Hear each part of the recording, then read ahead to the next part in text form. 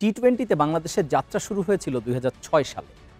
খুলনার মাটিতে বাংলাদেশ প্রথম টি-20 ম্যাচটা খেলেছিল জিম্বাবুয়ের বিপক্ষে এবং সবচেয়ে গুরুত্বপূর্ণ কথা হচ্ছে জয় দিয়েই এই ফরম্যাটে বাংলাদেশের যাত্রা শুরু হয়েছিল।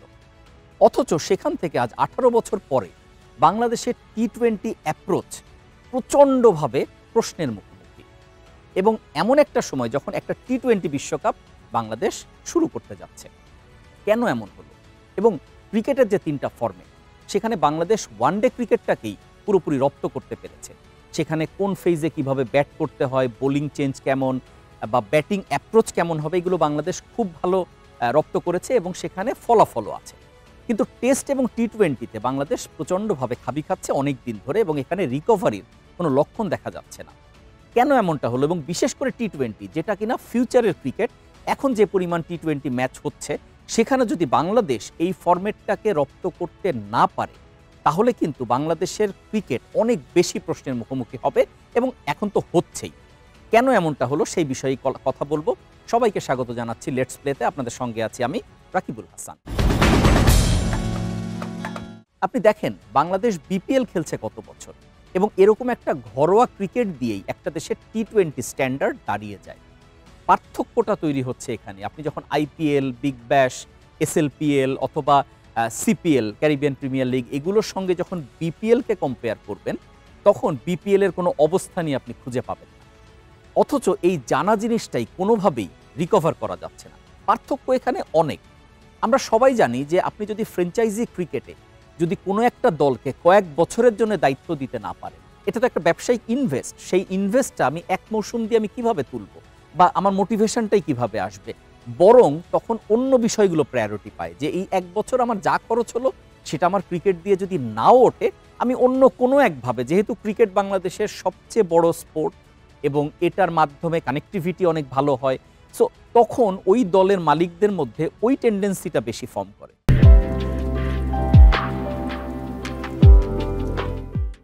এই যে ফ্র্যাঞ্চাইজি সেল, এই জিনিসটা হওয়া উচিত একাধিক বছরের জন্য। হতে পারে সেটা ৩ বছর, হতে পারে ৫ বছর এরকম, এবং সেখানে হয়তো শর্ত থাকতে পারে যে তারা যদি মিট আপ করতে না পারে যেটা চাও, কারণ মূল চাওয়াটা তো হচ্ছে ক্রিকেট ডেভেলপমেন্ট এবং ক্রিকেটারদের নিয়ে এগিয়ে যাওয়া।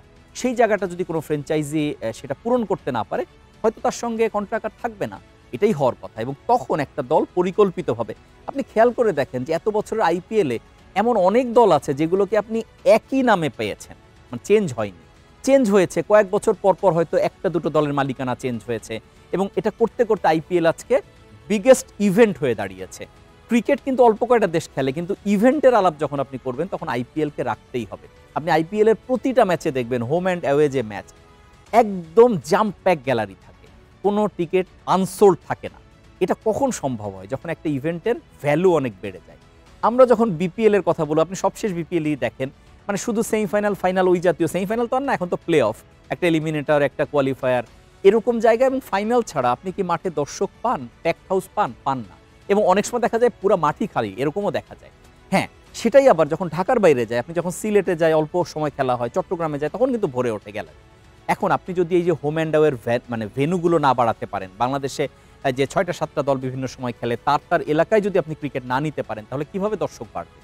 এই প্রশ্নের কোনো উত্তর নেই। এবং দর্শক যদি না বাড়ে তাহলে খেলার মান কিভাবে বাড়বে? ফ্র্যাঞ্চাইজিরা যদি তাদের আস্থা না পায় তাহলে খেলার মান কিভাবে বাড়বে? উইকেট যদি উন্নতি না হয় কিভাবে বাড়বে খেলার মান? আপনি বিপিএল ১২০-৩০ রান করেও ম্যাচ জিততে দেখি আমরা। এটা কি এখন ওয়ার্ল্ড ক্রিকেট, ওয়ার্ল্ড টি-20 স্ট্যান্ডার্ড? ওয়ার্ল্ড টি-20তে এখন মানে আসলে অবিশ্বাস্য শোনায়। মাত্র আইপিএলে আমরা দেখেছি যে কত রান চেজ হয়ে যাচ্ছে। টি-20তে এখন ৩০০ রানের দুনিয়া চলে এসেছে, এখানে ২৮০ রান করেও জেতা যাচ্ছে না, এরকম অবস্থা তৈরি হয়েছে। সেখানে আমরা ১২০, ৩০, ৪০ এরকম রানের ক্রিকেট খেলে আমরাই আবার স্বপ্ন দেখি যে টি-20 বিশ্বকাপে যে বাংলাদেশ সুপার 8 খেলবে, ব্লা ব্লা ব্লা। এটা কি আসলে হতে পারে? হতে পারে না। মানে স্বপ্ন দেখা তো মানে কোনোভাবেই এইরকম বেসিসে স্বপ্ন দেখা যায় না।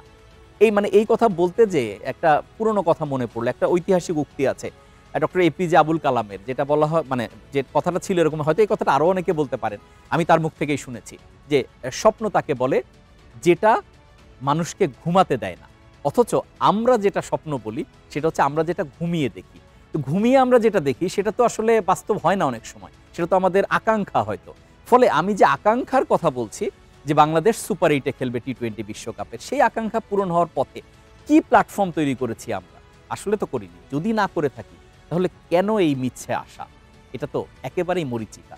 ফলে এটা একটা ওয়েক আপ কল হতে পারে এবং সেই ওয়েক আপ কলটা কিন্তু বাংলাদেশ পেয়েছে যুক্তরাষ্ট্রের মাটিতে, যুক্তরাষ্ট্রের কাছে হারের কারণে।